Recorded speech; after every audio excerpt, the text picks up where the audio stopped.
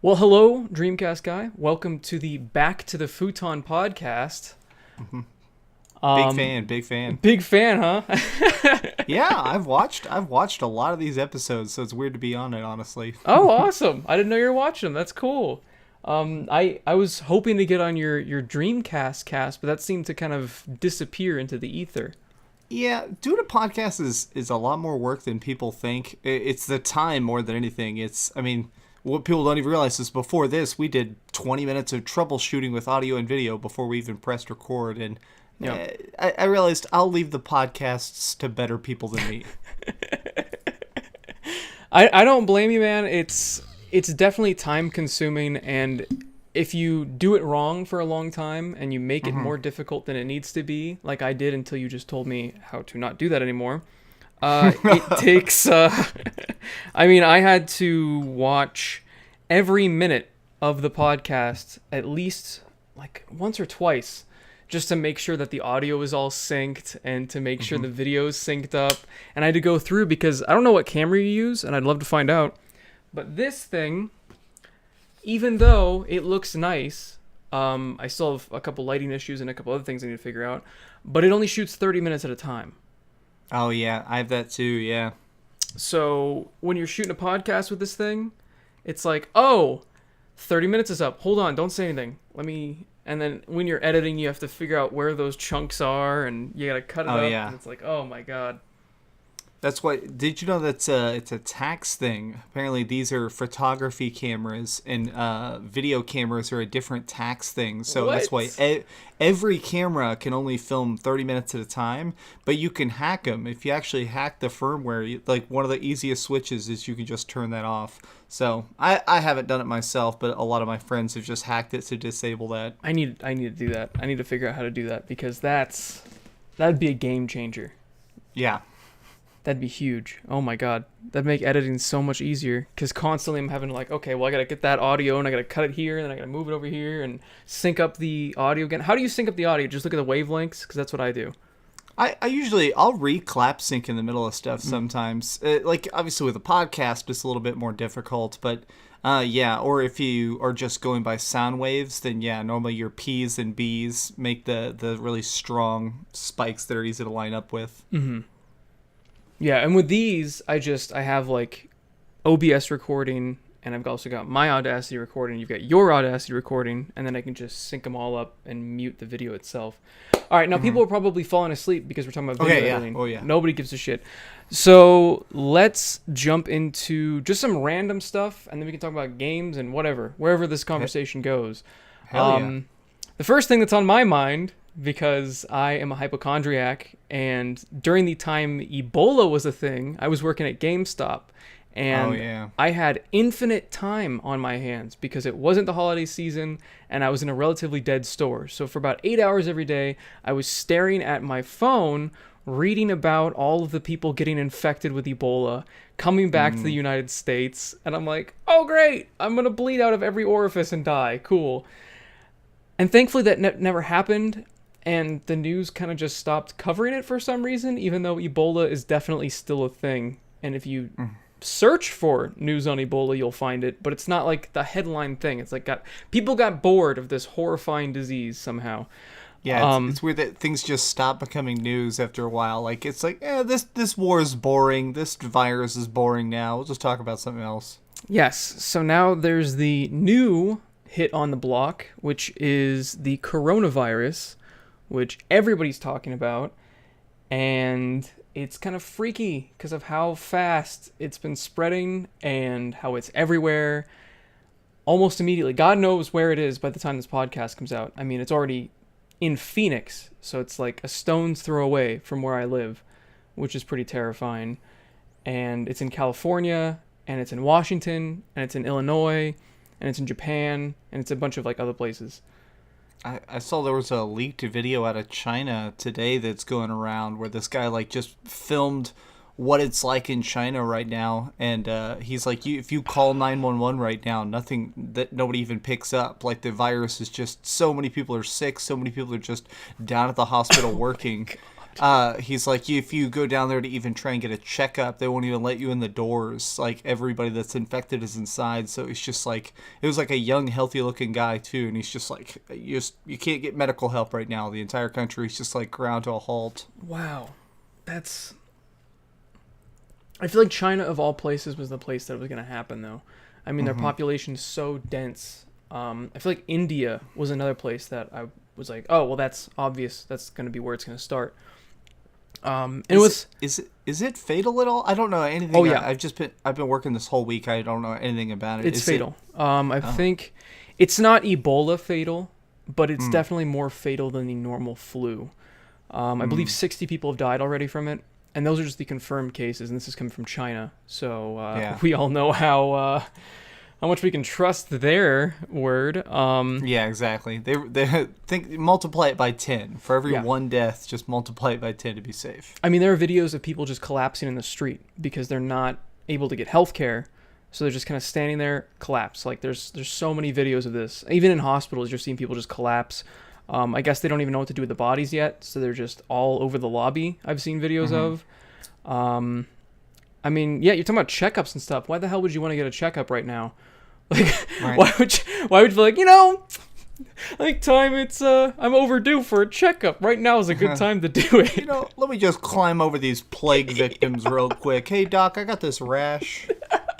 I'm perfectly healthy, but I have a little bit of a rash right here, A little bit, yeah. Does this look like a corona rash? A corona rash. It's shaped like a beer bottle. Exactly. There's so many jokes about that. It tastes pretty good. It's like, no, get out of here. Just gotta add some lime. Oh. Well, really, everyone's dead. All right, good. Yeah, right. It's just... Oh, God. It'll be interesting to see what happens, and it's funny that the Plague Inc. people, you've heard of that game, right? They're like, every single time one of these virus things pops up, our game shoots up to the top of the sales chart, because for some reason, I don't get the logic of, oh, I am terrified of this disease coming to kill me, so I'm gonna pretend I'm gonna be a disease that kills everybody. Like, why would you want to psych yourself out that much? Like, that's the last game I want to play right now. When everybody's healthy, maybe I'll play that game again, but. Right. I think it's the accidental, people think that they can scare themselves out of being scared. Oh, that's a good point. If I watch everybody slowly dying, then I'm not so worried about slowly dying. But hopefully this is just another Ebola thing, where it's kind of a flash in the pan type thing, where we get it under control, but who knows? The fact that it can spread with people with no symptoms is kind of terrifying. But yeah, I was working at Target when swine flu was happening. Oh God, I remember swine flu. And I was really afraid of that, which is funny because it was like a one week scare on the news. But it was everywhere. Yeah, I mean everybody was talking about it, but I don't think anybody even died of swine flu ever. I think it was just one of those things that was messing with people's immune system. I can't even remember.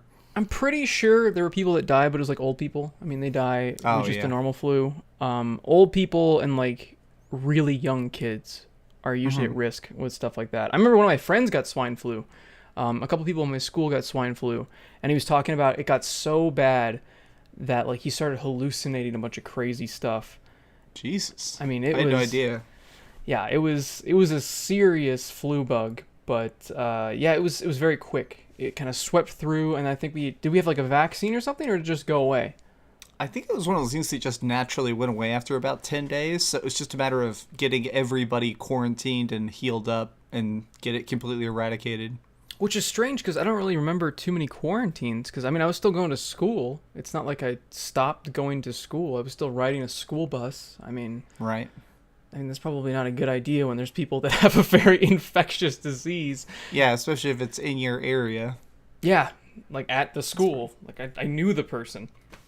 That's pretty funny. I think I was around him when he was sick, too. How the hell weren't there more people that were sick? That's crazy. But yeah, that's just... And then Kobe Bryant died today. There's so many things that just... That's weird. It's just weird whenever, because I'm not a sports guy at all. I'm not either. I don't care about sports, but it's just weird when it's somebody who's like has always been around. Like, think that guy got big in basketball in 1997. That's longer than our adult lives, and now he just randomly dies with his daughter too. That's confirmed now. Man. This is a grim podcast, but it's been a weird, grim day. It feels like, I don't know. Yeah, it's been strange, but in other news, happier news, did you hear about those leaks about the PlayStation 5 reveal? Or rumors, I should say, not really leaks. Yeah, I don't know. I want to believe them, but I think that the biggest thing is if it's supposed to be happening in like 10 days, I feel like we would see a leaked invite by now or something. Do you think the invite would have all that info on it? Yeah, I don't know if it'd have a list of games, but the only time I've ever seen invites go out and people travel without any of it being leaked was the Pokemon Let's Go reveal. Had a bunch of people, they were secretly flew a bunch of people to Japan to do the Pokemon Let's Go reveal, and none of that got out until about 30 minutes before the press conference. Wow. Like, then they just, people were, so it may be again one of those things where nobody's talking about it. Maybe Sony has some sort of thing where it says if you leak your invite, it automatically becomes null and void. So everybody is just super mums the word. But the rumor right now is like first week of February, like maybe February 5th, there's supposed to maybe be a giant reveal event in New York. And that list of theoretical games for the reveal is it can't be real. It's too good. It's too good. I gotta look it up again because it's like a dream list. It's like a wish list for everybody. It's a wish list of the future. It's like, and also your childhood dog is coming back. Yay! Yeah, right. Well, I mean, the titles that are listed on here, God of War 2, which I don't know, that's going to be confusing with the naming. There's going to be God of War 2, God of War 3, and then we're going to start again with God of War 1, God of War 2. It's probably going to be called God of War Apocalypse or something like that, or God of War Thor. That'd be interesting. They can't use Ragnarok. They would use Ragnarok, but Ragnarok is now Assassin's Creed, so... That's Wait, what? Assassin's Creed? The next Assassin's Creed is Ragnarok, and it takes place in the Viking times. Is that confirmed? There was a huge leak all about it, and there's stuff in Ghost Recon, the newest Ghost Recon, Wildlands? Or no, what is the new one that sucked ass? Breakpoint. Yeah. In Breakpoint, you could go in the magazine shop, and there's actually magazines that said, like, the history of Ragnarok, and it's clearly somebody holding the Apple of Eden from Assassin's Creed. So there's that. There's a bunch of big leaks that came out about it, and it looks like it's going to be really, really huge. It's still going to be very RPG based, the same way that Odyssey was. Yeah. It sounds like they're trying to make it like all of like a whole continent basically is what Assassin's Creed Ragnarok will be. Oh, that'd be awesome. That'd be cool. I'm kind of sick of the RPG element. That being said, though, I actually haven't played any of the RPG Assassin's Creed so far. I kind of stopped playing Assassin's Creed after Black Flag. I was like, this one's good, I guess. Yep. This is where it's peaking. You're like, I'm done. Yep. I'm done. Happy. All good. I mean, I have them because, like, I either got them through, like, microphones that I bought for work. They just came with codes for Assassin's Creed games, or I just randomly got them in, like, Humble Bundles. But besides that, I just haven't played them. Have you played the RPG ones? Are they any good? They're good. They're very time intensive. They're actually very, very polished. They have some of the best voice acting. They have some of the best side quests. But the one downside is that they are not games you can play 30 minutes at a time. You have to like sit down for hours and like explore and look at this giant environment and you have to like grind a little bit. You have to like kill guards over and over again on purpose occasionally to level up. So they're fun, but they're definitely sometimes I have to be in the mood for those now. That's kind of, I mean, that's a strange thing, and the thing I don't like about RPG games, or these games becoming RPG games, is the like one-hit kill type thing doesn't really exist anymore. Like, it feels like combat is heavily compromised when you do these RPG things. I mean, I was playing Far Cry 5 the other day, and it struck me just how quickly you kill people. I'm like, oh my lord, you can just kill people in one headshot? This is crazy. Whoa. Because I'm so used to enemies being bullet sponges now from all these games implementing these RPG features and having them be levels, and you have to kill them to level up and all this other stuff. Did you play Breakpoint at all? Ghost Recon Breakpoint? No, I saw the writing on the wall, and I knew that was going to be a dumpster fire. The weirdest part about it was that headshots are instant kill, but nothing else is. So, like, everybody will have body armor on. You can shoot a guy in the chest like 70 times if he's higher level than you. You just tap his jaw, and he's just instantly dead. And it made it where, in a lot of fights, I would literally be, like, getting a kill sometimes. I'd, like, go into a really high-end area, and there's, like, all these, like, guards patrolling, and I get up on a hill with my sniper rifle and start shooting people in the head and killing, like, level 80 bad guys. And it's just, like, God. This is such bad design. It's like, why are these people, like, impenetrable tanks unless you tap their forehead? That's interesting. I mean, it makes sense. You shoot somebody in the head, they're obviously dead. Yeah. But then you've got the level element, and it's like, I don't know. It's so funny that Ubisoft has just completely homogenized all of their games to be the same game. Right. Yeah. It's what a weird idea. Like, isn't it weird that, like, somebody had a board meeting where they went, hey, let's take all this flavor and passion and just suck it out. Let's just pull all this out. It's like, let's just make them all RPG open world games. How does that sound? Have time savers in them. Maybe we'll get some more money out of them.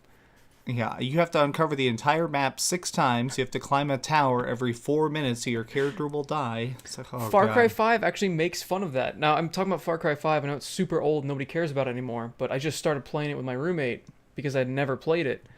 And you only have to climb a tower once, and they make fun of that fact. Yeah, I love Far Cry 5 a lot. I like the co-op. It's fantastic. It's super janky, and I love it. Like, so many just random things happen. You're like, what? It has a great ending. I don't know how far you are. I'm not going to talk too much spoilers, even though the game is old as hell now. It has a fantastic ending. I'm excited for it, because Far Cry 4's ending was kind of, I don't know. It was, and you don't get an achievement for doing the secret ending like you do in Far Cry 4, where you beat the game by doing nothing. Yeah, right at the start. Yeah. I'm like, there's no achievement? Come on. I don't really care about trophies, but I just wanted the ping, you know? Yeah. It's weird that some games, I don't know, I stopped being a trophy hunter a while ago, but it's fun to get them occasionally. Like, I was playing this indie drifting game called Absolute Drift, or Zen Drift. It's like a super top-down, it almost looks like a cell phone game, but it's super soothing, and it's just a drifting challenge game where you have to try and, like, do perfect drifts through all these tracks. And every time I pop another trophy of, like, you got a 1 million point drift, it's like, damn, I feel good for some reason. That just sounds like a perfect game for that. Yeah, and it sounds like a fun game. Yeah, it's like, yes, reward me. I'll take all the feel-good chemicals. Just give me that hit of dopamine. Yeah, Daddy needs this fix. Drift! Speaking of feel-good games, one of my favorite games, I don't know if you like roller coaster tycoon type games. I do, yeah, hell yeah. But, whoa, son of a bitch, I just had the game in my brain, and I wanted to talk about it, and I can't think about it. What is it? I just had it. Is it like a newer one that just came out? Kind of. It's not Parkitect, that's it. Parkitect? I've never heard of it. It's like Roller Coaster Tycoon 2, but with updated graphics and a couple of extra added features that were not in Roller Coaster Tycoon 2. And then, of course, it's got the workshop support. So you can just add infinite things in it. So if you like Roller Coaster Tycoon games like I do. Did you ever play, what was the other game I just mentioned?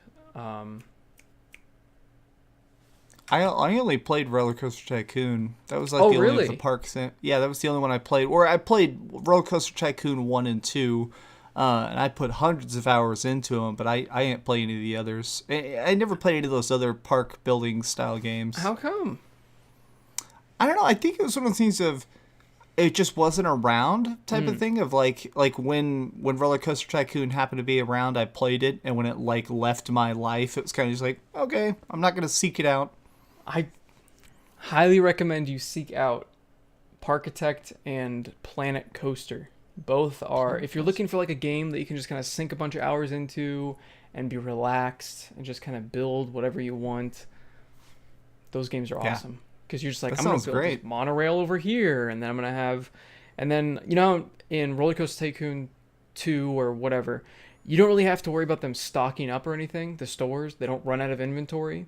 Yeah. Oh yeah. Well, you have to worry about that in this. You're like, okay, well, we're gonna have the people deliver stuff so they're not impeding like the traffic of the visitors, and so you can have like underground tunnels for employees, and you can have trash cans that have pipes. So like, instead of having to empty the garbage can and then bring it all the way back to the dump, they can just put it in like a chute and it goes. And there's all these different little intricacies you can add to the game, and it actually cares about what the environment looks like. So if you've got lots of nice decorations, people are more likely to go on it, and people are going to value it more, so you can charge more money for tickets. And it's just all these interesting details you can do that make the game a lot of fun. But that's like my go-to stress reliever type game.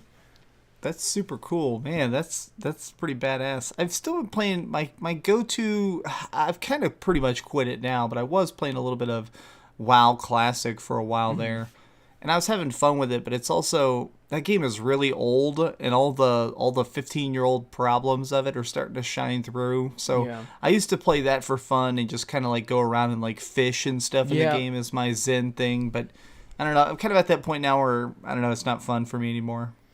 I quit World of Warcraft back during the whole like Blitzchung thing. I was Yeah. like, whatever. Right. I don't want to give them more money. But it's so hard to avoid Blizzard because I do want Diablo 4. I love that game. I'm so glad I got to play it. Oh yeah, you got to play it. Yeah, I played Diablo 4, yeah. Oh my god. How was, I know I watched your video on it, but I don't, it was like a long time ago. How was it again? It's really good. It plays a lot like, it definitely feels like the goal is to be a mix of Diablo 2 and Diablo 3. It was really fun because what we did is we were there in the room and they revealed Diablo 4, and there's like the giant like stage in front of us, and they had the it was basically this humongous stadium, and there were 4 separate stages, and the first stage was like World of Warcraft, and a guy came out and talked about World of Warcraft, and then a guy comes out on the second stage and talked about Diablo, and a guy came out on the third stage and starts talking about Overwatch. And Jocelyn, my fiance, just turned to me and was like, hey, like, they have all the demo booths in the back. Like, they just activate each game as they talk about it. Like, screw Overwatch. And I was like, oh my god. So we just jumped over the back of our chairs and ran, and actually got to be the first people in line for Diablo 4. Hell and yeah. just played the demo. And the demo is it's a 20-minute demo where you got to choose one of the 3 classes. I think it was like a barbarian, an archer, and a druid, and I played as the druid. It was pretty cool. That's awesome. It has a randomized questing is one of the things. Like, there was a main quest that we had to do where we were like going into this like crypt to try and find this missing kid that was like captured by zombies. But while you're doing it, it will actually randomly spawn bosses and stuff.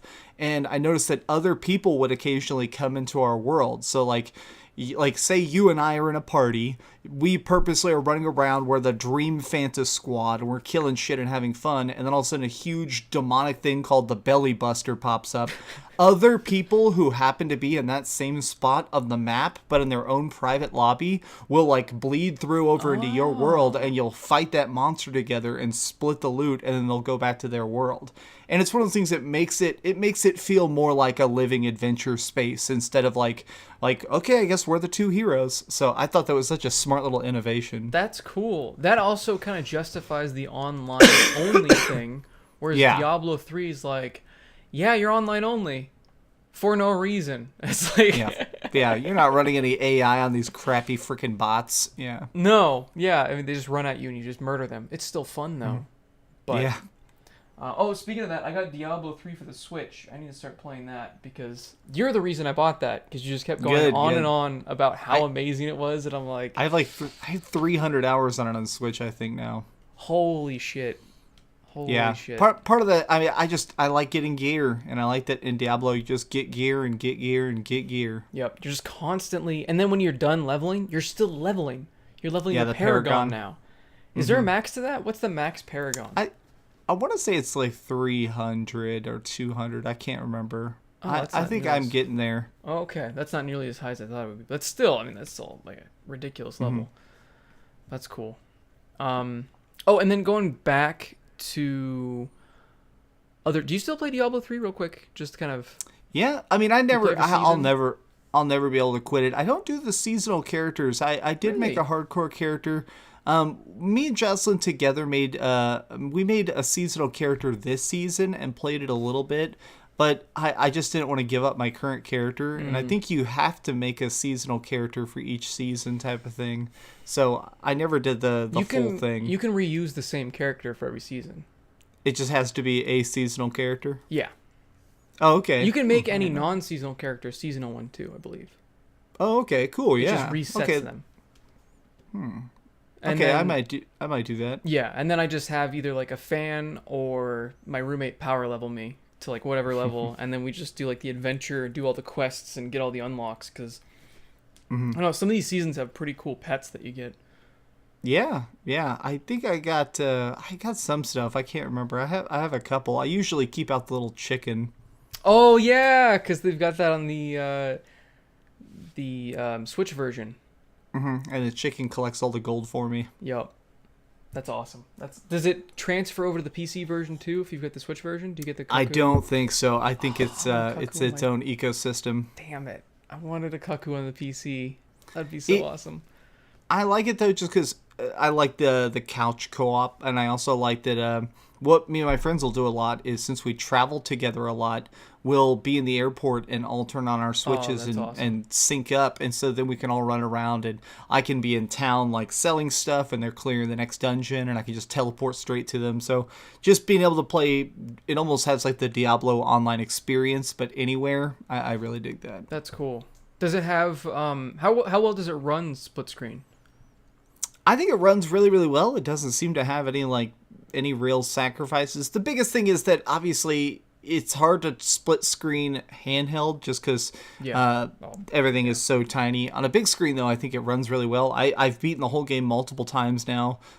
Split screen, our shared screen on a TV. Oh, cool! Absolutely runs great. It's definitely a clear down scale from the PlayStation 4 version. I'm not gonna act like they black magicked it. It's definitely a downgrade, but I don't mind. Do you think the Switch Pro is gonna be a thing? I have sources specifically telling me it's not. Okay. I know that there's lots of like rumors and stuff, but I have people specifically telling me that maybe in a couple years, but not in 2020. The biggest thing is that what sources are telling me is that Nintendo is worried about revisions. They want to have the perfect Switch. They want to have one that's as cheap as possible for them to build so they get the most profit, and hack-proof so people stop breaking into the firmware. And once they get that down, they're not worried about 4K graphics. They don't care about any of that junk. Like, they just want to make sure they have the perfect Switch to sell you, and then once people start being upset about its graphics, then in like 2 or 3 years, they'll release a Switch Pro. So do you think 2 or 3 years from now? I mean, how old is the Switch? It's like 2 years old right now, right? It's 2 years, yeah. It's 2, or I guess it's going to be 3 years this March, right? So it sounds like the cycle would be like 2 years from now. 2 years from now, we could see a Switch Pro. Good God, I hope it's backwards compatible. I feel like Nintendo. It has to be. Yeah. I mean, I still. I've seen a lot of people, I can't remember where this came from, so I didn't think of this, but somebody said that the Nintendo Switch is following the 3DS life cycle like to a T. Like a lot of the release dates, a lot of the reveals, a lot of the dev cycles. A lot of the 3DS developers were actually brought over and combined to the Switch team. So I think the whole thing now is that they're just going to try and keep it alive, and I think what they're going to do is think of it as like the DS to the 3DS. Is I think after a point there's just going to be this jump, and they're going to be like, all right, there are now Switch Pro games, but all Switch games still play on the Pro. That'd be cool. Just don't call it the new Switch. Yeah, which stupid name. That's dumb. Have you heard that means something different in Japanese? Like the word new in Japanese means something different. Oh. And so that's why in English it sounds weird to us of like new 3DS, but new 3DS just means a new but in Japanese apparently that nomenclature is much more like a new beginning of 3DS. They should have looked through a thesaurus before. I know, right? The English translation finalized. the super 3DS, like that even would be Super cool. 3DS, yeah, boom, there you go. And have a Super Nintendo version at launch that people would want to buy. They did. Oh, not in yeah. America. Yeah. What's up with Yeah. Europe getting all the cool stuff? We didn't get the collector's edition of Luigi's Mansion. It's like I'm trying to give you more money for something I don't need. Like I'm on the hype train. Take advantage of the fact that I want to give you that money for that glow in the dark Switch case that I don't need. Yeah, it's like I've got disposable income. Like my wife will get mad at me. Let's do this.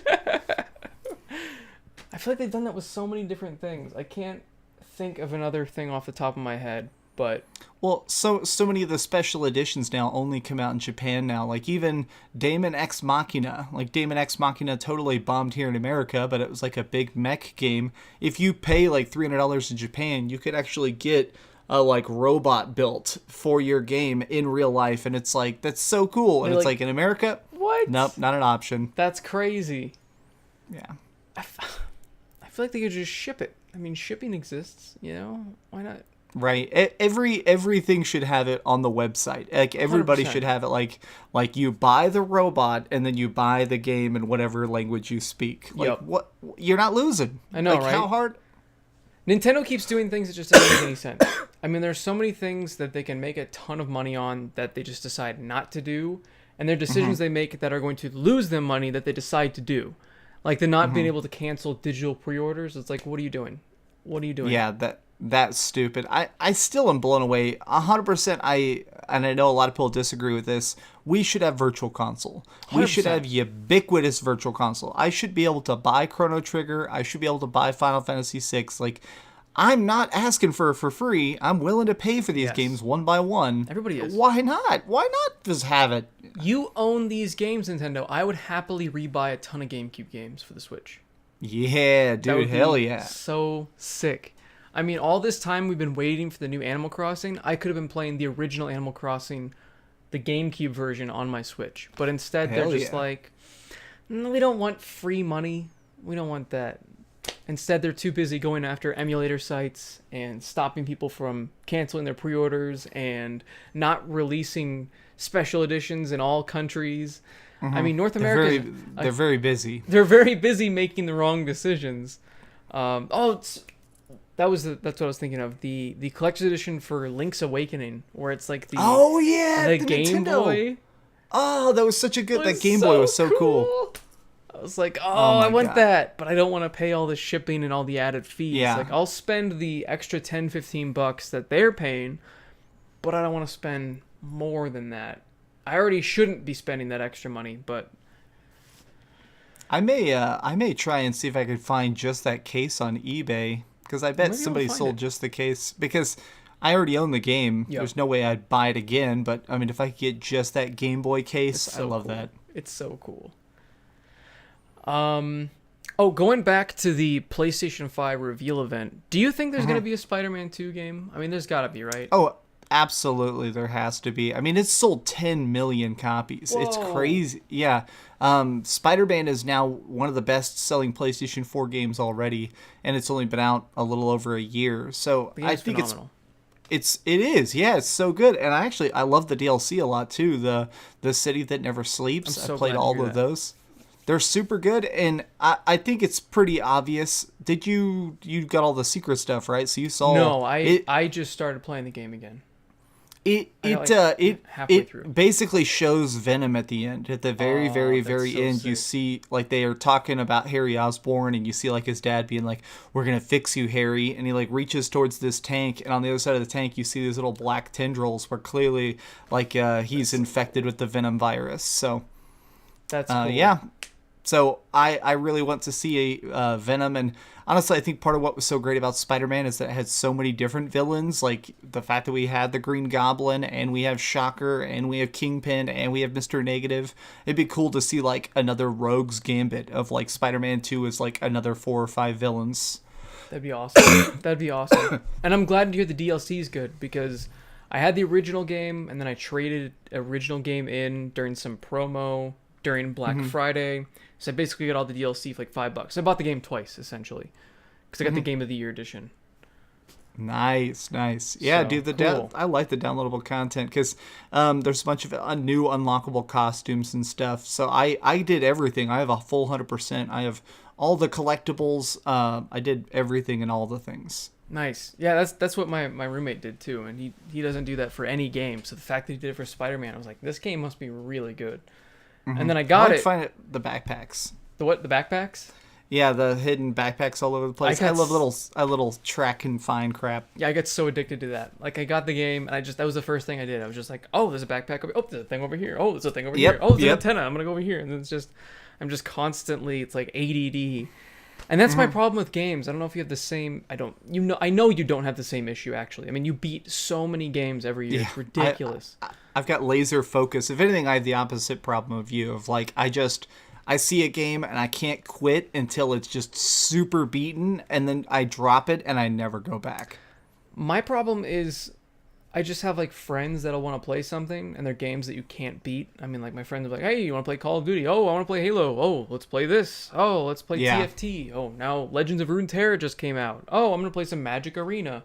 And it's just this never-ending cycle of going between all these different games. Then a new game comes out, and I play it for a couple hours, and then I'm back to a bunch of other games that all my other friends are trying to have me play. So I'm just constantly going back and forth, and I feel like Luigi's Mansion on the Switch is one of the few games I've beaten in. I think the last game I beat was Breath of the Wild before that. Oh wow, holy heck. I think I've beaten about 200 games since then. Jesus. Yeah. But I mean, that's your job. So like, if your job is to beat games, you're gonna beat games. Yeah, man, I've played so much. I definitely think what the best part of being a reviewer that people don't understand until you start doing it is I like being forced to beat games. Oh, yeah. I like that I have to keep going. I have to level up. I have to do this next side quest. I have to find the secret sword of Albanar or whatever. Like, I like that I have to sit down and play it. That's very enjoyable to me. I agree. When I used to do game reviews, it was cool to have a reason to like sit down, and it's like I have to do this. Even though I want to play all these other games and my brain is driving me crazy, I have to laser focus in this game. I have to beat it, and I have to be able to give as much like thought as I can on every single aspect of this game, so somebody has an informed idea of what it is about before they make a purchase, because I want to help somebody out. Dude, that one of my favorites of last year was by far Judgment. Judgment is like the Yakuza. It's like a Yakuza spinoff. Oh, yeah. I need to get into the Yakuza series because I started Kiwami. Yeah. I started there, and then everyone's like, no, start at 0, and I'm like, You could do either or. I have videos coming out in a couple weeks, but I do want to do a big, like, it doesn't matter how you play Yakuza. It's like how I think I'm going to name the video. Because you can play them in whatever order. Like, the overall story is in a set order, but each one is kind of a random adventure of like, oh, this time Kiryu Kazuma is being blamed for stealing $1 million. So the whole game is about trying to clear your name. And, oh, this one, someone's dead, and you're trying to figure it out. Judgment is a spin-off, and it's not connected. You hear some family names, but that's it. You play as a new guy. You're actually a detective instead of a mobster. And it's so fun. Holy heck, is it freaking fun. After I beat 0, I'll give it a shot. I'll wait for it to hit that $20 sweet spot. That's when I usually pick up games, is that $20 sweet spot. And you think that would limit with how many games I own, but it doesn't. I'm just surrounded by games that I've played a little bit of and have not beaten. I think you'll like Judgment. One of the things that's special about Judgment is it's one of the first projects by that team in 10 years that's actually fully in English. They voiced it all in English, so you can play it in English or Japanese. I played it fully in English, and I think the voice actors did fantastic. Yeah, because the other Yakuza games, those are in Japanese. I completely forgot about that. That's funny. Yeah, well, because the translation on screen is so good. I follow a lot of the translators of the Yakuza games on Twitter, and they talk about that they really struggle to take like all the zany jokes and stuff and get them to make sense in English, and they do a fantastic job. Do. Like I have no idea. That must be so difficult.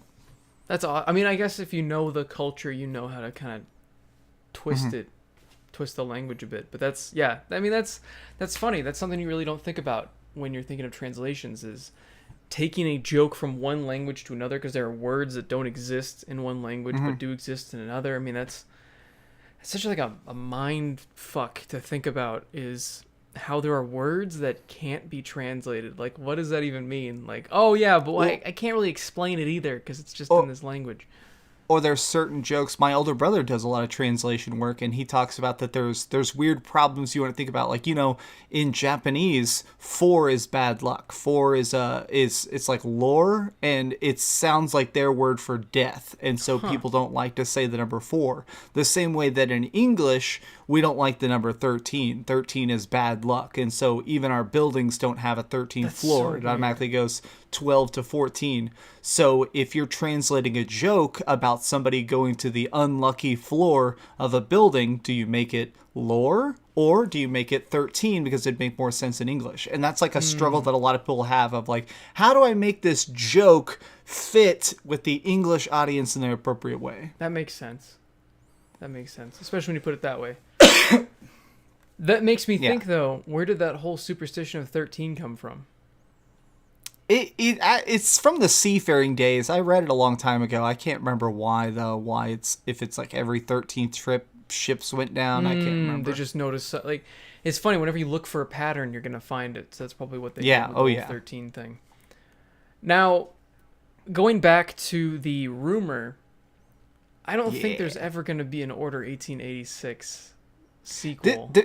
There's actually a lot of rumors that there will be. There's a lot of rumors and stuff that that studio's been hiring, and they've been like getting a bunch of new like artists and stuff on board.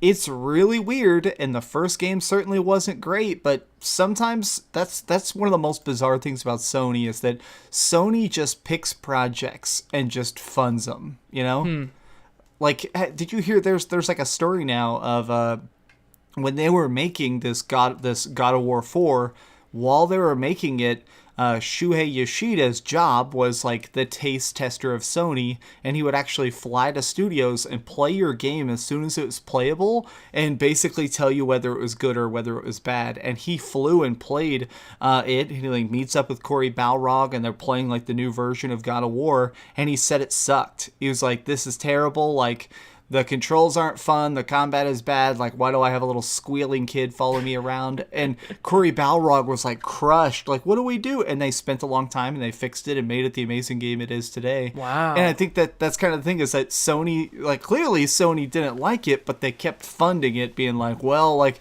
it's bad now, but we'll give you another year. Yeah. That's crazy.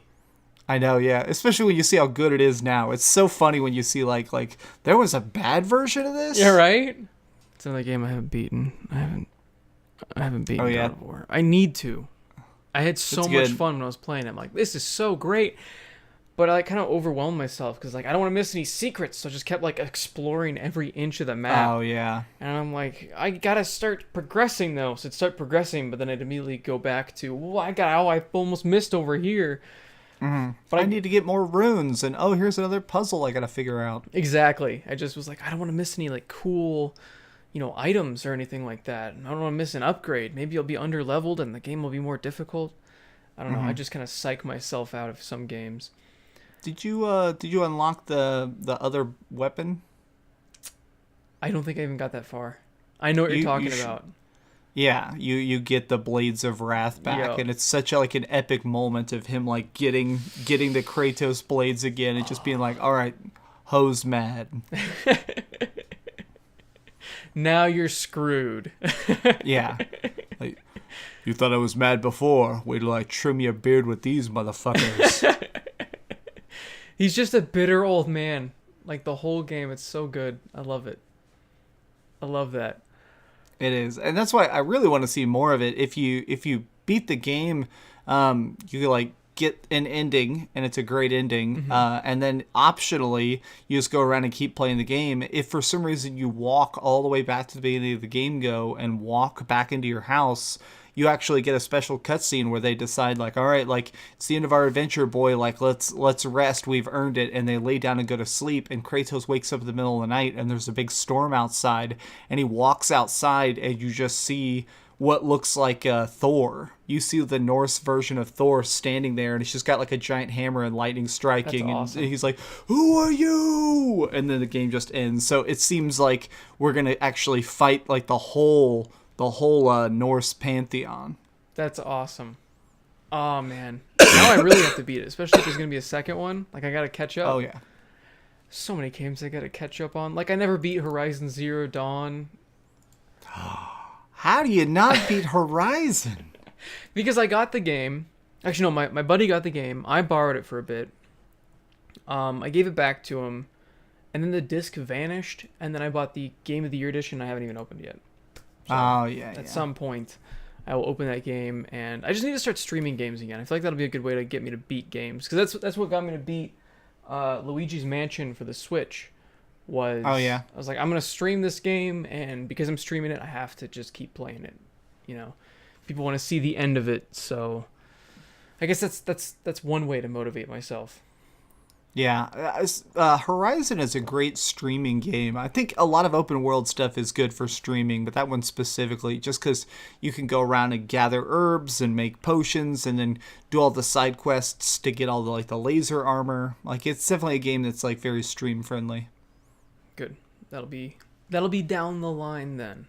Definitely for one of those games I need to play. Before I beat that, I need to beat Resident Evil 2 Remake, because Dude, I've beaten that game like 7 times. I'm so bad at it. I'm so bad. Like, I just get frustrated. The zombies keep coming back to life, and I keep running out of ammo, and I don't know what the hell to do. And the frickin' like liquor people just murder me because I'll be all quiet and I'll try to walk past them and not touch them. And then another one just comes around the corner and just just headbutts me in the dick, and I can't do anything about it. It's like, well, I didn't touch you. You hit me. Why are you attacking me now? It's funny, man. I beat that game on every difficulty. I did everything just to get all the unlockables and all the trophies. Because I'm a big Resident Evil person, though, so I had to. And I even did a stream. I think I beat it in an hour and 40 minutes. I did a speed run stream of it at one point where I just like opening credits to ending credits in I think 1 hour and 44 minutes. Wow. That was really fun. Wow. Yeah. That's crazy. It's good. I like that game, man. It's once you know all the puzzles and all the stuff, it's kind of just a matter of like doing it. Okay. Well, I'll give it another shot. I just kept like, why am I running out of ammo so much? Is there something I'm not doing right? Maybe knife them. You can knife them and you can dodge them. So the whole era back then, we called these games save one bullet, of like you're supposed to save one bullet to blow your own brains out. And typically with the save one bullet games, the whole philosophy was to skip everything you could. So especially in the Resident Evil 2 remake, I spend a lot of time just running past zombies. Most times you'll visit an area for like a puzzle piece, you'll never go back to that area. So a lot of times I'll just like run in, solve the puzzle real quick, grab the item, and then run back past like 3 zombies. And you got to think I saved 5 bullets per zombie. That's 15 extra bullets in my clip, you know. That makes sense. You kind of get used to like dodging everything you can and then only killing what you have to. Or you can also do a thing of if you shoot them in the head twice and they fall over, run up and knife them on the ground. You can kill them with your knife. You don't have to like execute them while they're on the ground. So a lot of times I'll do that to make sure I'm not just shooting bullets straight down into the pavement. That makes sense. Okay, I'll have to try it again from that. I almost need to restart the game because all the ammo's gone. So I'll just restart. I'm near the beginning. It's a pretty short game. It's always worth restarting. Okay, cool. I'll give it another shot. I remember it was so funny. I was streaming this game, and in the very beginning in the convenience store, I somehow got lost. I'm like, oh my god, wow.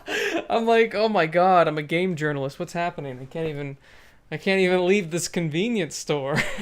Holy shit, the inconvenience store. Everyone in the stream is like, dude, go the other way. And I'm like, I thought I came from that way. I got all turned around somehow. But it was...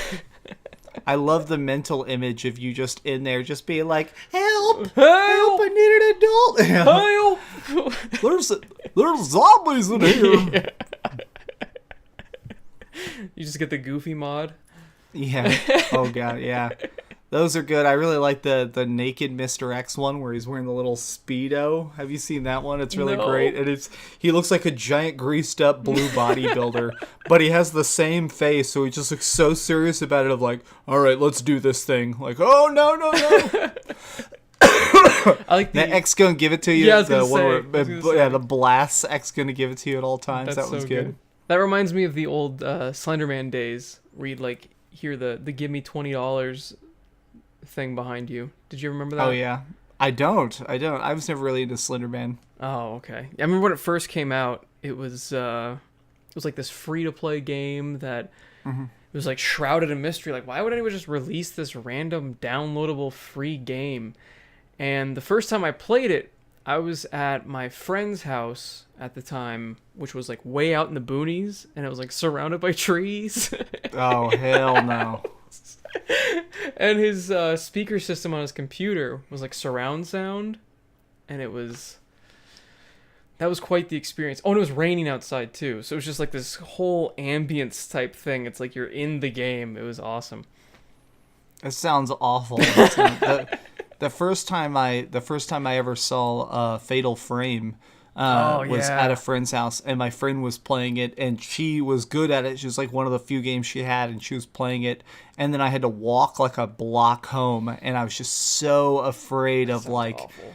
the ropes at the beginning of the Fatal Frame, where it's like all the ropes are hanging down and stuff. And I was walking home, and I was like, I'm gonna see one of those ropes. I swear to God, I'm just gonna see like and I'm just going, I'm dead. This is it. This is. Just gonna start taking pictures, man. Yeah, exactly, right. Yeah, it was way before camera phones, or else I would have been like, That's true, got you, yeah. bitch!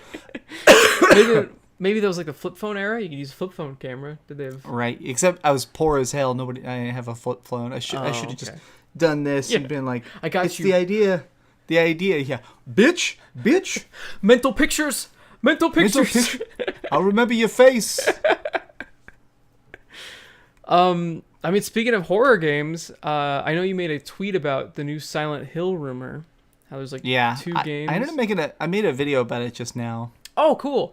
And well, I mean, this will come out after your video, so it's not like we're gonna still go watch this video if you haven't already on Silent Hill. But I guess it's been confirmed that it's actually like gonna be a soft reboot. It's not gonna be a pachinko machine. A soft reboot and an episodic adventure. The episodic one, I don't know, a little bit unsure about that. The whole episodic games, I'm kind of glad that trend died. I was kind of sick of it, where you buy pieces of the game instead of just the full game. But a soft reboot, I'm down. I'm down for that. But I'm a little bit worried at the same time because of what they did with Metal Gear Solid. Did you ever play Siren Blood Curse? Siren Blood Curse? Did you ever see that? I've seen it. I don't recall exactly what it is. I remember. It's very interesting. It's an episodic horror game that was sold episodically, but was really kind of unique about it is that each episode you would play as a new person a lot of times. Oh, that's kind of interesting. You'd play as like a baker, and it's basically in this giant town being taken over by like these demons. So there's lots of like zombies and stuff, and different characters will have different abilities. So one guy's like got a gun and stuff because he's like a detective. One's like a chef, so he has like a big, huge knife, but he can also see through the eyes of the bad guys, stuff like that. Oh, God. And it was very, very cool. Very, very cool game. Very groundbreaking. And I kind of like the idea of if they do an episodic thing, it'd be cool if it's like that. Of like you could play the episodes pretty much in any order. It doesn't matter if you do it 1, 2, 3, 4, 5, because all 5 are just each character's telling part of a grander story. Something like that would be cool. And I feel like then it doesn't affect the soft reboot. Mm-hmm. It doesn't affect the rest of the Silent Hill games. You could just call it like episodes of Silent Hill. That makes sense. That'd be cool. I like that idea a lot. And that's something that really hasn't been done. I mean, it's kind of been... I can't think of a game where it's been done like that. I mean, Grand Theft Auto, you're kind of playing through different characters. Mm-hmm. I guess Until Dawn was kind of like that, where you're playing with different characters. But they're all terrible, and I just wanted them all to die. I like Until Dawn. I just couldn't care about any of the characters. I'm like, you're all awful people. They're terrible, yeah. I hate you. They're terrible. How do I figure out how to kill all the characters? Is that the bad guy? I'm gonna run at him. I never got that trophy, but there is a trophy for killing everybody. There's a trophy for killing everybody, and there's a trophy for getting every single person to live, and I've never gotten either. I always have a couple of people die. Do you ever find out who the killer is? Yeah, that's you haven't beaten it? No. The killer is fake. The killer is one of the people is playing a prank. But then after that, you discover the real twist is that there's Wendigos. There's actually basically werewolves on the mountain, and so it goes from like a fake horror game to a real horror game, and it's really cool. Oh, that's actually. so cool. Yeah, it's really cool. Well, and it never comes out and says exactly what the Wendigos are or anything, but you kind of, by investigating with certain characters, you can discover that it is like a virus, that people are getting bit, and you actually find out that there were like all these miners that used to work up in the mountain, and they found the virus by accident and got infected with it. So you see like one of the dudes has like 100-year-old mining tattoo on him and stuff, and you go up into an insane asylum, and you can see that some of the people that were being bitten were being put in the insane asylum, like, oh, this guy's crazy, he's attacking people, and then they went full Wendigo and broke out and killed all the doctors. And so it was really surprisingly good. One of those things of like, it starts off like a cheesy horror movie, and then it turns into a real cheesy horror movie. Oh my god, yeah, that completely changes how I feel about the game, because for the longest time I was like, oh great, it's just there's a killer up there, whatever, and I lost interest. But the fact that there's like another story to it. The coolest part is that it actually does a bunch of different stuff with your controller. It actually does different stuff with your controller where you have to like attack people or whatever, but one of the things it does towards the end is you discover that the Wendigos can only see motion. They actually have like eyes that can only detect when you move, so it'll do a thing where a Wendigo will be in your face and it'll say don't move, and you have to physically hold your hand still, and it'll put a motion bar sensor on the screen, and as your hands are physically shaking, it'll show the movement bar, and if you move just a little bit too much, the Wendigo will like attack and kill you. So it's so fun to see cool. Like your tension physically on screen, like, oh my god, it was so cool. So few games really take advantage of all the different things they put into the controllers, to the point where I'm like, Nintendo, did you have to put an IR sensor in it? Like, did you need that for the game where you're going like this? Like, was that necessary? Exactly. I feel like we as gamers and them as companies would save a lot of money if they stopped putting in all these like stupid things that nobody asked for in these controllers. Like, I feel like Xbox is the only controller that is gimmick free. Yeah. I mean what were you saying? The rumor is the PlayStation 5 controller is still going to have some gimmicks. The PlayStation 5 controller is going to have a microphone built into it, and you'll be able to talk to this AI inside your PlayStation 5. No, don't where do that. It'll have like the dashboard will have like an AI thing, so you can just be like, PlayStation 5, turn on Netflix Mandalorian, and it'll go, that's not on Netflix, bitch. You know, you lost me until then. Then you had me, and I was like, okay, now I'm fine with the AI. If it calls me a bitch, then I'm fine with it. Yeah. Either way, well, hopefully we see it all soon. I'm really hoping we have to see the PlayStation 5 soon. We have to see like a reveal of the box. We have to see why this is different and special, because I feel like a lot of people right now are asking, like, the main question on the internet is like, what is it gonna do? Like, why is this really worth selling my PlayStation 4 for? So now, this rumor, I doubt is true, but if it is, I'm buying 2 PlayStation 5s, because if it can play all the way back to PlayStation 1, that's insane. That is, you've given life to a huge amount of my library, and I now am able to play PlayStation 2, PlayStation 3, PlayStation 1. Like, I would be so happy. Do you know who Modern Vintage Gamer is, MVG? I've heard of him. So he's a super genius. He's super humble about it. He does a YouTube channel breaking down the tech of different consoles. He has actually been in the hacking business now for like 20 years. He's been breaking into consoles and seeing how they work. If you've ever had a modded Xbox, that original programming is actually by him. He is that guy. Wow. Super intelligent guy. Each of his videos is like a mini documentary about the tech. Just such a nice dude at the same time. And he has gone on record saying that he doesn't think that backwards compatibility to the degree we hope is possible. He's just like, he's like the PlayStation 5 will probably definitely play PlayStation 4 games. It probably will never play PlayStation 3. It'll probably never play PlayStation 2 or PlayStation 1. So that makes me we sad. may have like an emulated version. Maybe we'll have like a store where we can buy digital versions of the games. But he doesn't think it'll ever be possible to like put a physical disc in there and play it. Damn. That makes me sad. If he's saying that, then that kind of just dispels all hope for it. Exactly. Once he told me that, I'm like, all right, well, you're the professor. Yeah. God damn it. I really wanted that. I was like, it's not going to happen, but I'm still going to let myself get hyped. Right? Yeah. Dreams can be real. Yeah, right? I'm going to keep dreaming. Yeah.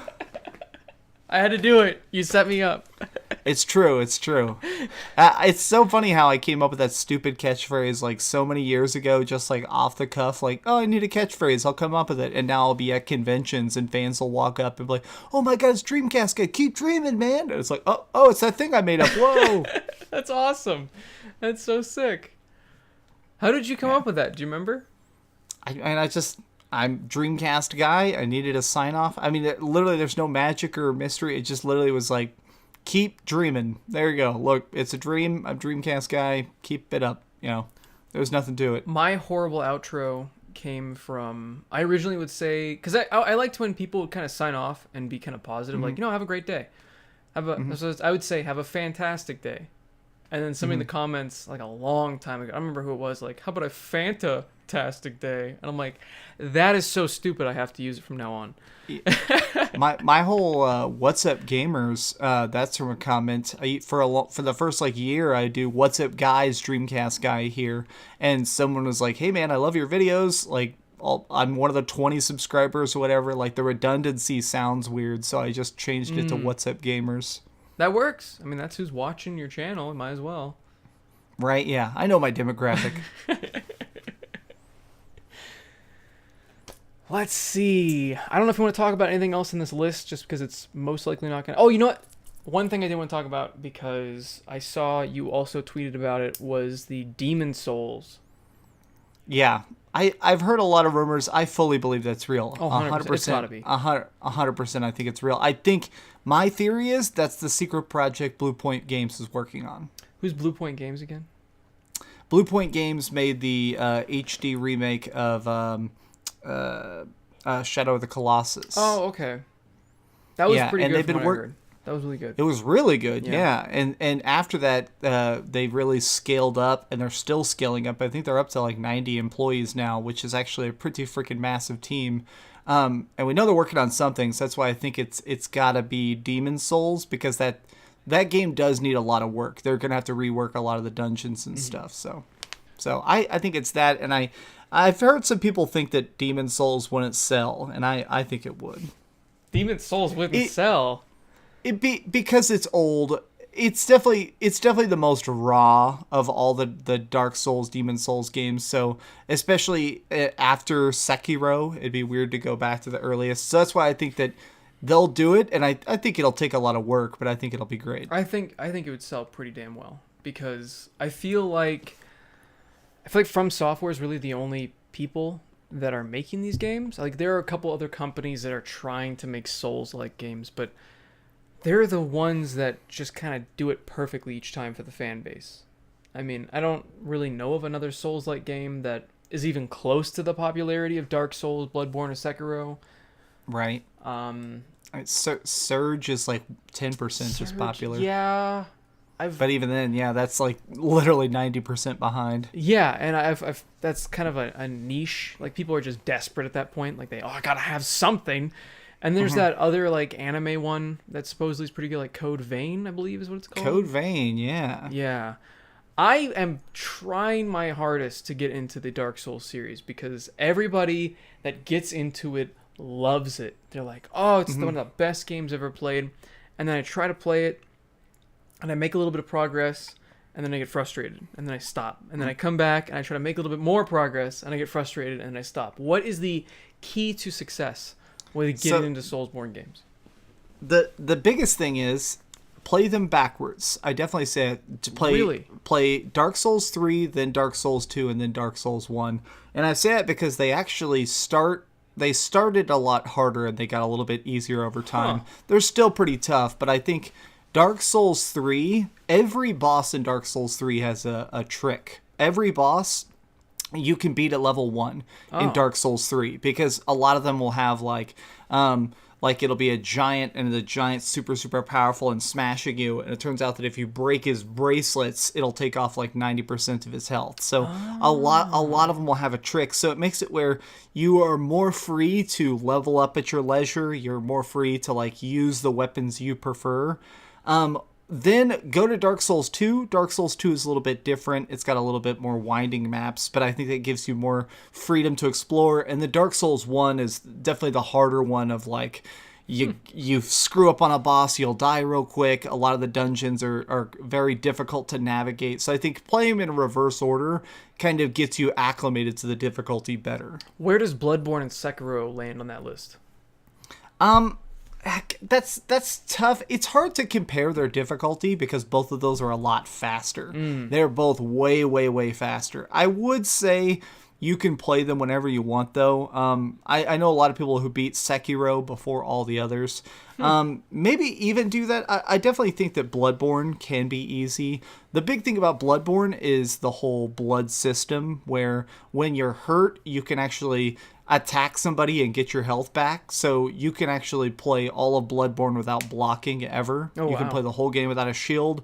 That's the way my buddy plays it. My buddy just uses it. Also has the kick step, whereas in Dark Souls you have the action roll. In that one you can just do a little half step back in Bloodborne. So because you can get really, all the bosses are programmed to like perfectly miss you, so you can actually just skip dodge behind it. You can beat the whole game without being touched. Wow.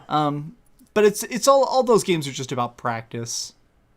That's funny. It's just, you gotta practice to actually play this game. I feel like that's definitely not something that exists anymore, and that's probably why that market is so, I don't know, big now.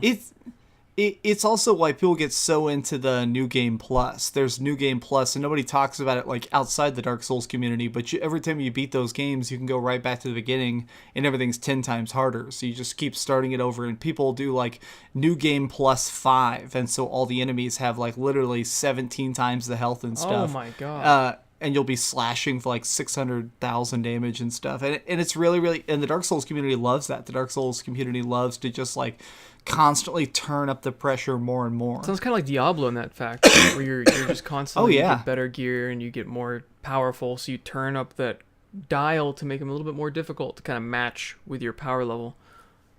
Yeah, or it sort of in a way does remind me of Breath of the Wild as well, of like once you've done 100 hours of Breath of the Wild, you're kind of like, okay, well now I want to try the hero mode, and now I purposely only want to use bows, and now I'm only going to throw objects at people. Like you create your own challenge. How many hours did you put in that game? I think I only put about 160 hours into Breath of the Wild. Only. Yeah, well, all my friends put in like 300 minimum, so I consider myself like the baby back bitch. I need to go back in. I think I have like 60 hours in it. Yeah. Yeah. It's good. I like it a lot. I feel like you can comfortably finish the game in about 80 hours, and then that's when you get to do all the collectibles. And I still never did any of the DLC. Never did any of the DLC. I never even bought it. I was like, get a motorcycle? What in the world? Right. Like, dude, the videos of that motorcycle are so good. Really? Yeah, it's really funny. You can like, it has really good physics, so people will like be ducking and dodging all the like robots out in the field and stuff. It's really fun. Yeah, the physics in that game have some insane I mean, even like the donkey videos where he's like messing around with the rocks and he's just like going and he's like doing combos with the physics to just create these crazy things. Like it's so funny. I got real into the snowboarding for a while. Oh, I was really into that. Snowboarding was so cool. I'd go up to the tallest mountains and just all the way down. Shield surfing was by far one of my most favorite things once I figured out how to do it. I'm like, this is... Oh, yeah. I've broken so many shields, but it's so worth it. Yep, I'd literally just start getting crappy shields and just having 10 crappy shields at a time. Like, oh, all right, time to go to the mountain. Exactly. Yeah. It'll be interesting to see what the new one's like. Right, yeah. I think it's going to be like Majora's Mask. I think it's going to be I hope not. same graphics style, same like physics style, but just a new adventure. I'd be fine with that. I just don't want it to be like Majora's Mask with like the timing and you have to like Oh, constantly yeah, reset. And it's like, oh, I don't want to do that. Yeah, probably not that. People hate being rushed. Yeah. Yeah, if you think about it, I can't think of many games nowadays that have a time limit involved. I mean, there used to be that huge mechanic in so many different games. I mean, Katamari Damacy, Dead Rising. Think about Dead how Rising, you're right. Dead Rising used to be like, no matter what, your save file is going to restart in 12 hours. Like, enjoy your 12 hours because the game will end no matter what. That's so stressful. Mm-hmm. Is that why they got rid of it? I mean, even Pikmin had a time limit in it. Yeah. Dude, that was hard as hell. That was hard. Yeah, those were brutal. They don't have that anymore. That's crazy. I never thought about that until now. That's funny. I wonder why. I think it was artificial difficulty. When you think about those games weren't particularly hard, Yeah. but they were stressful. And I think after a while they were like, okay, stressful isn't normally ubiquitous with fun. Yeah, that's true. I did kind of prefer it. I was like, oh, thank God, this Katamari game doesn't have a time limit for this level. Thank God. Right? Yeah, that's true. I was playing through Katamari on the Switch recently, and I forgot that game's only like 3 hours, and I just blew through it. I remember I originally beat that game on the PS2 when I was in like middle school or something like that. I finally just had an entire day that I couldn't do anything else, so I just sat down and beat that when I was really sick. And so good. I love the Katamari artwork. Damacy. It's so good. Yeah. Just the two little cows being like, how's it going, bro? Oh my god. Why did they stop making those? I feel like a sequel on the Switch or just port over all of the PS2 ones to the Switch. I will happily buy them. It's just that developer. I think he got tired of it because it was being made by that one guy and his team. And after a while, he's like, all right, like, I just can't make any more ball games. Now he just makes weird games that nobody buys. Did he do that Wampa 2 or whatever? Isn't that him? Wampa? I can't remember. There's like a name for his new thing, I think. I can't remember. Yeah, there's like that weird game where there's like a bunch of like personified objects. There's like a toilet and it flushes the poop and it's happy. And I'm like, what in the fuck is happening right now? It's like somebody dropped a ton of acid and went, there's the game. Yeah, that seems accurate, yeah. Like dropping acid, speaking of that, I mean, Deadly Premonition's on the Switch now. Have you played that yet on the Switch? I have a little bit, as much as possible. Holy hell, it's definitely a trip. Is it, did you ever play it originally?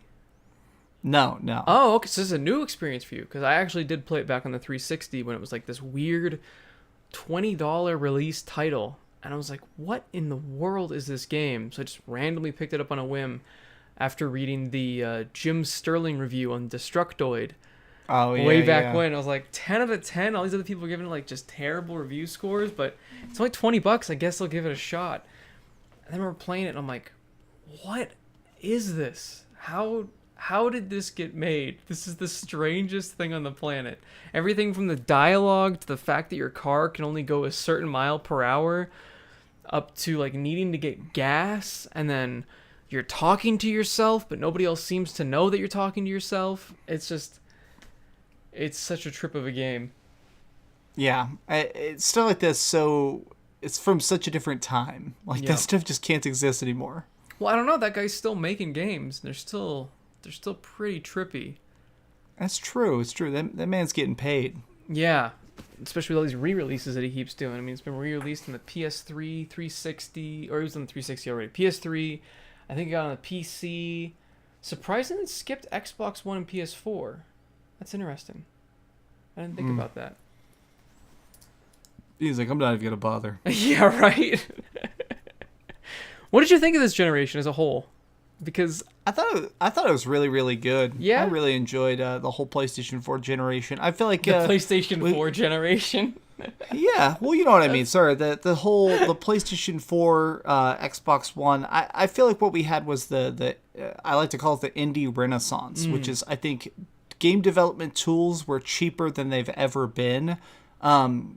self-publishing is more accessible than it's ever been. Sony and Microsoft are actually going out to game jams and buying games that are like great. 90% done to publish them themselves. I think it's interesting. Games like Rocket League would not have existed in another generation. It's like true. There's been so many little tiny indie RPGs that really managed to like take off and get a hold and get attention. I talk to game developers in China sometimes. I have some friends who are game developers over in China, and they just talk about that we're just in an era now where if you can code a game, you can just put it on the PlayStation 4. And that's cool awesome. To me now. Of like, so I just feel like we're in a time now where accessibility is so different. Obviously the AAA scene hasn't been as amazing. We only really got one Final Fantasy, and it was Final Fantasy 15, which wasn't super crazy. But I still think that this generation as a whole was really fun. It's funny that you said the PlayStation 4 generation, because that's kind of what it was.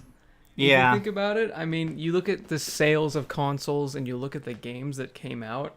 I mean, what came out on the Xbox that was like, wow, this is so new and so great? I can't think of a single game that comes to mind.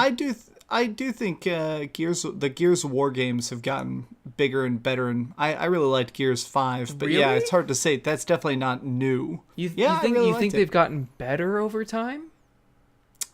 I don't know if I'd say I was going to say that is a different good opinion from what I've heard. Because no, I still think they're really fun, but they're definitely not better. But I'm still saying that Xbox is still trying. It was like, for me, it was like 1 was just phenomenal, and 2 somehow beat that. 3 was kind of more the same, and then 4, like, what in the world did they do? And then 5 was like...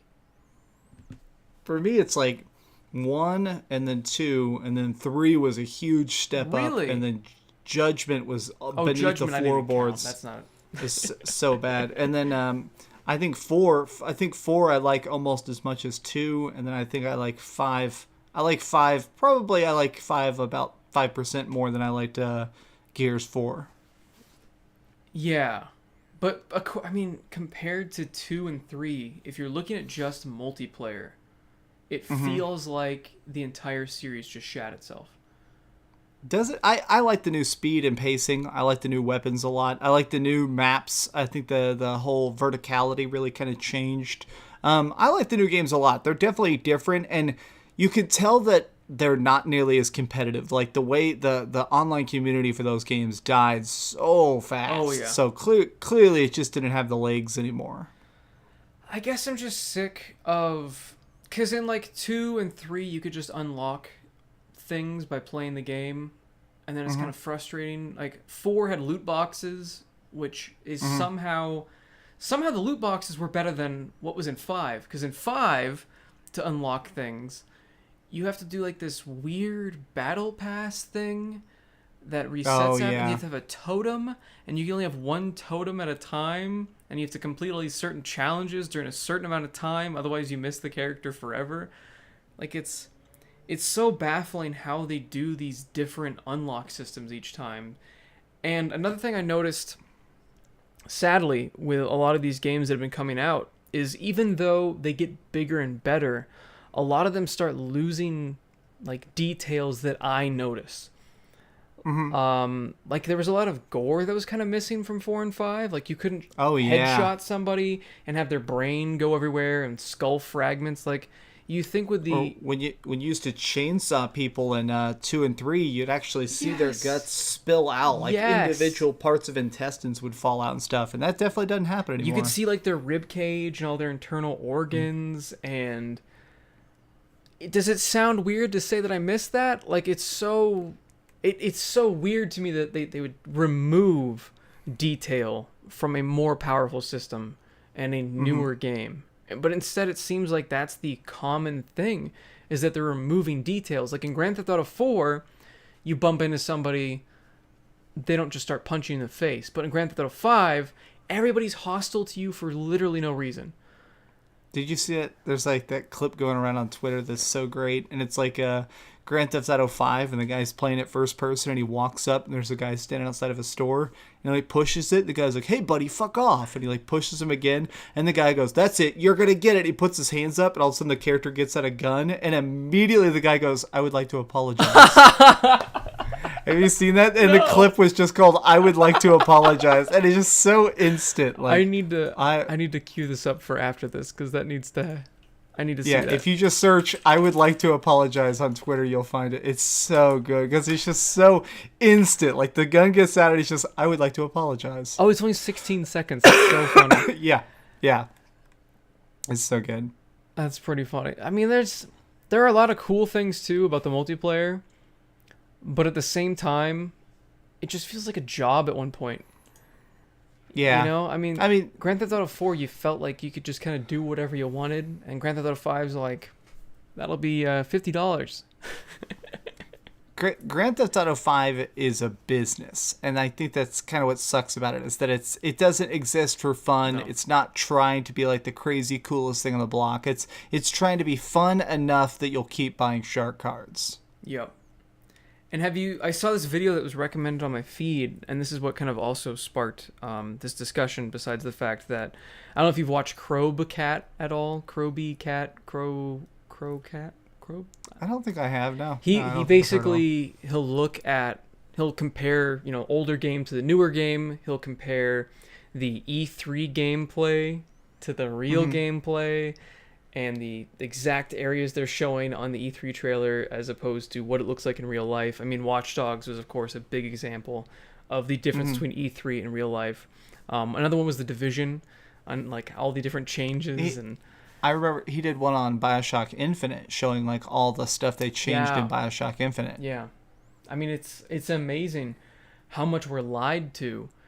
And like I said, how much detail is taken out of these games. I mean, I saw character models from Grand Theft Auto 4 and those same characters in Grand Theft Auto 5, and they look so much worse in a game that just objectively looks better in every other aspect. It's like, what did you do? Well, there's a lot of rumors that the version of Cyberpunk we're gonna get is gonna look like garbage. I've heard that. Like that they're just like they made it to be a PlayStation 5 game. And now, like, they're like, well, we promised to be on the PlayStation 4. There's over 100 million PlayStation 4s. That's a lot of money, but we can't just pass up. So they're like, we're just going to have to downscale it and turn the resolution knobs and, like, do whatever it takes for it to run consistently and put it out. What if you buy it on PC? Right? I mean, I bet it'll run great on PC. I'm curious what it looks like. Yeah, it'll be... Because I've been hearing... I don't remember... Was it... Yeah, I don't remember who it was. Somebody told me that they knew somebody, they had like a contact within the studio, and basically it's not even close to being finished. I've heard that, but I think the idea of games being finished is really different now. Oh, like, God. I've heard a lot of times people say... I've talked to some people who said that there were times where their game was done for 6 months and they didn't release it because it just wouldn't sell during that window. So sometimes there's games that are done and you just sit on it for 6 months, and then there's times where you're working on your game until they print that physical disc. And so I think this is just going to be one of those circumstances where they got 6 months left to work on it, and they're working on it every single day of those 6 months.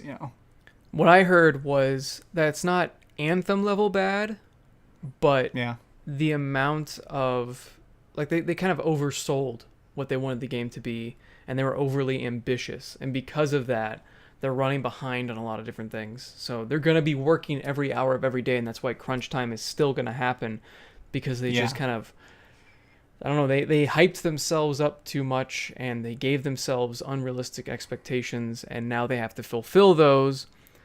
But like you said, they might have to downgrade some of PlayStation 4, and it's going to be, I don't know. I'm worried about it, but at the same time, CD Projekt Red hasn't disappointed us yet. Mm-hmm. And they have infinite money. The whole thing is, I feel like CD Projekt Red is going to make the best version of Cyberpunk they possibly can. Like, this is not going to be a cheap cash grab game. We're definitely going to get the best version of it they can possibly make. That's another thing I've been wondering. Like, how do they have infinite money? Because they have The Witcher 3. Mm-hmm. And But that's it. that's the thing as well. I mean, they also have that stupid, what is it, Throne Breaker. They make a lot of money on Gwent. But Do the they main make a thing lot of is money in that Gwent? I mean, that was doing so bad they took it off of consoles. I think that they've made, for a zero budget project, it's pure profit. That's So true. the thing with Witcher 3 is that they made Witcher 3 a long time ago, and it just keeps selling and selling and selling and selling and selling. And like a lot of times these games, once they break even, it's pure profit. And so think they even now have sold probably another 1,000,000 copies of it after the Witcher TV show came out. So that's another $20 million of pure profit for your bank account. So it's like the type of thing of they could theoretically never make a game again. They could just keep developing for the next 10 years on one project. That's kind of what Valve has right now, which is that Valve isn't like doing anything. Valve isn't. They don't need to release anything, like they're releasing Half-Life Alyx just for the fun of it. It's a shame they don't release more though, because even though I guess the studio that made Left 4 Dead is making a game called Back 4 Blood or something like that. Mm-hmm. I don't know. There were just so many great Valve published titles, not necessarily developed. I mean, like you said, these companies are going to game jams and picking up games. That's how Portal became a thing. They went to like a college project and they turned it into a full-fledged game. And that makes me think, well, how much potential are we missing here? Because Valve is just like, we're making enough money on just the store. Yeah. That makes me really sad. That's kind of life, though, man. The business is something my dad says sometimes, which is that everybody in life is looking to work enough that they don't have to work. And I think if you release a game that sells like 100 million copies or something, you're done working. Like you become like the creator of Minecraft and go, all right, I'm going up to the mountains. I'm gonna have a room full of gumballs. Yeah, what's up with Notch? I haven't heard anything about him forever. He's a weirdo now. He's a weirdo now. Yeah. Yeah, that's the last thing I heard was he was a weirdo. That's about it. Yep. But he's got like an ungodly some amount of money. I guess that would make... He was already kind of like a, not so social guy. Yeah. Having that much money must... I can't even imagine what it would do to your mindset to have, what, $1 billion, was it? $2 billion, yeah. $2 billion, yeah, definitely.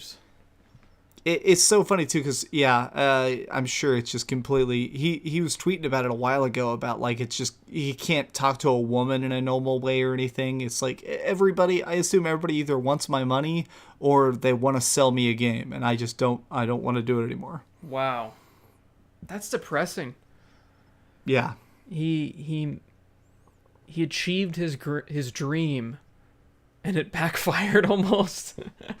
Yeah, right. No, I definitely am a believer of like artists. Oh God, my computer went to sleep. Our artists are not supposed to become like super millionaires. Like whenever you see an artist like really manage to take off, it seems like they don't get the happiness they thought they'd get. That's interesting. Well, I forgot my computer goes into sleep mode. Yeah, I don't know. I just, whenever somebody says they've like run out of ideas for their money, I'm like, how? I have so many ideas, but I have zero monies. Mm-hmm. I would different people. Like I want for nothing. I don't care about money at all. If I can eat, that's all I've ever wanted to do is eat. All I've ever cared about was being able to eat and being able to pay my rent. Like literally, if I had to sell my whole collection today, I would feel nothing. Like in my official will, when I die, I want people to sell all this and give the money to charity. I don't even care if anybody keeps it, because I don't know. And I think a lot of artists are like that. I think a lot of artists are just like, well, I want to keep making stuff. As long as I can keep making YouTube videos, I'm happy. Exactly. So, yeah, I would love to do this full time. If it somehow blew up to be more of a thing, I have found my way into enjoying whiskey. So I'd love to start distilling that. And I love beer. And I love all the different flavors you can create with such simple ingredients, and how there's so many different things out there that are just kind of crazy that don't make any sense. And I'm like, I want to experiment with all that, but I don't have the time or the money right now. So there's like infinite different things that I would love to be doing if I had more money. So whenever I hear somebody's like, I'm just bored, I don't know what to do, it's like, how do you not know what to do? Like, It's true. I do read. I read a lot of weird books, and I guess if I had more money, I'd probably buy even more books. There and you there go. are things, a lot of rare games I don't have that cost like $300 or $400 that would be cool to buy. Plus, aren't there like infinite numbers of places that you haven't seen that you'd love to go visit? I don't really have the travel bug. I mean, I travel a decent amount right now, but I'm not really a travel type. I guess that's why I have the travel bug, is because it's been so long since I've been able to actually do it. It's like I've just been kind of stuck here because when you work full time, it's like, oh great, I have 2 weeks off for the entire year. Oh, Yeah. what am I gonna do with 2 weeks? Like, I'm trying to go to Scotland this year, but it's gonna be difficult with only 2 weeks because there's also like family vacation things that other people have planned for me at this point, and it's like, how do I manage all this? So people, when they say, oh, I have too much free time, I'm like, give me some of it. Yeah, right. I will buy your free time, Yeah, please. right. One free time, please. Right. One day, please. Well, is there anything else you wanted to talk about? Anything else you wanted to cover? I can't think of anything else. I think that was a pretty good rant. I agree. It was a lot of fun. I hope you enjoyed being on This is fun. the Back to the Futon podcast. It's funny, we almost had a podcast a long time ago called the Collecticast podcast. Oh my god, I forgot about the Collecticat. That's so funny. That's right. That was funny. I remember that now. Yeah. I found the audio files from the Collecticast podcast on this hard drive. I was just randomly going through trying to find some old video. I'm like, holy shit. I forgot That's about so that. funny. Yeah. I remember we were trying to have that start up, but I was like in college and I was working at the same time, and you were just blowing up at the time. So you were getting super busy with all these different games you had to review, and it just didn't work out. That's so funny to think about. That's awesome. Right? That was like 4 years ago? 5 years ago? Maybe longer. Yeah, maybe like 5 years ago. That's crazy. That's insane. Well, either way, it was fun being on, man. I appreciate having me on. Yeah, glad you could make it. If you'd like to do another podcast in the future, I'd love to have you on again. And as always, everyone, thank you for watching and have a fantastic day. See you guys. Keep dreaming. Keep dreaming.